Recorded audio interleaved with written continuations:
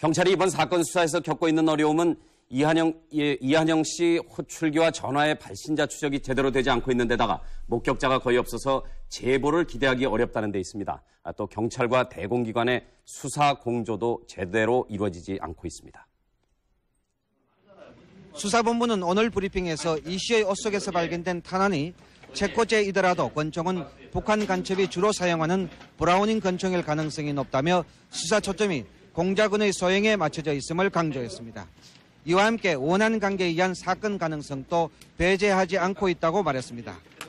그러나 이 씨의 호출기와 전화 발신자 추적 등 어느 것 하나 시원하게 풀리지 않고 있는 것으로 보입니다. 경찰은 이한영 씨의 호출기에 찍힌 13개의 번호 중 9개는 혐의점이 없는 것으로 확인됐으며 나머지 4개 번호에 대해서 발신자를 계속 추적하고 있습니다.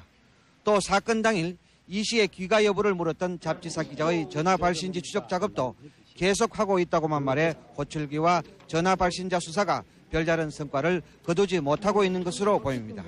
수색 중에 매몰된 철모 15개를 발견하였습니다. 그러나 분석한 결과 대공상 용의점 없는 것으로 판명되었습니다. 경찰의 수사가 어려움을 겪고 있는 가장 큰 이유는 범인의 모습을 직접 본 사람이 없다는 것입니다. 이 때문에 경찰의 현상 수배 전단도 얼굴 몽타주는 빠진 채 범인의 키와 옷 색깔, 말투 정도만 적혀 있어 사실상 제보를 기대할 수 없는 형편입니다. 또 경찰과 대공기관들이 주민 탐문 수사와 수색 작업을 따로 벌이는 등 공조 체제가 만족하게 이루어지지 않고 있는 것으로 보입니다. 한편 국립과학수사연구소 이정필 총기실장은 탄피만으로는 총기를 확실하게 알 수 없으며 다만 과거의 예로 봐서 브라우닝 권총일 가능성이 크다는 추정은 할 수 있다고 말했습니다.